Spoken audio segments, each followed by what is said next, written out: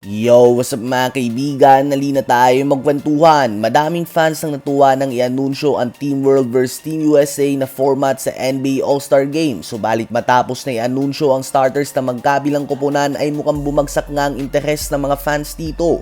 Dahil bukod na lang nga sa wala si LeBron at KD, masyado ngang maliit ang Team USA kumpara sa Team World. Ang starting five ng Team USA ay si Steph Curry, Jalen Bronson, Tyrese Maxey, Cade Cunningham at Jaylen Brown. Apat na point guard nga yan at isang shooting guard na may tangkad lamang na 6'6". Habang sa Team World naman ay andyan nga ang 6'7" Luka Doncic, 6'6" Shai Gilgeous-Alexander, 6'11" Giannis Antetokounmpo, 7' Nikola Jokic, and 7'5" or even more Victor Wembanyama. Kung hirap nga ang dalawa o tatlong big man na pigilan si Giannis o si Jokic na mga labaw sa ilalim, ano nga bang magagawa ng apat na point guard dito? Literal nga daw na kahit si Jokic at mga role players lamang ang kasama niya ay kaya nilang talunin ng Team USA. Subalit sinamahan pa nga ito nila Wemby and top MVP candidates SGA and Luka Doncic. Imagine ang tatao nga kay Jokic ay si Jalen Bronson o si Steph Curry o si Tyrese Maxey o silang lahat nga, habang andyan din si Giannis na kayang dakdakan ng buong team nila. Another joke time nga daw ito at hindi magiging seryoso ang mga matchups to the point na magiging boring ang game. Madaming fans na naglabas ng kanilang saloobin na hindi pabor na ituloy pa ang All-Star Game dahil nga dito. Kayo ba mga kaibigan, ano ba masasabi nyo tungkol dito? Sa palagay nyo ba ay dapat pa ba na ituloy ng NBA ang Team World vs Team USA matchup o masyadong mismatch na ito?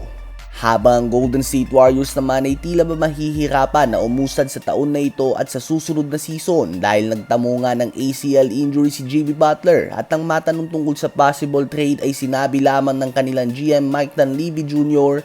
na hindi niya ito ititrade at hihintayin nila itong gumaling at makakatulong pa rin nga daw ito next season.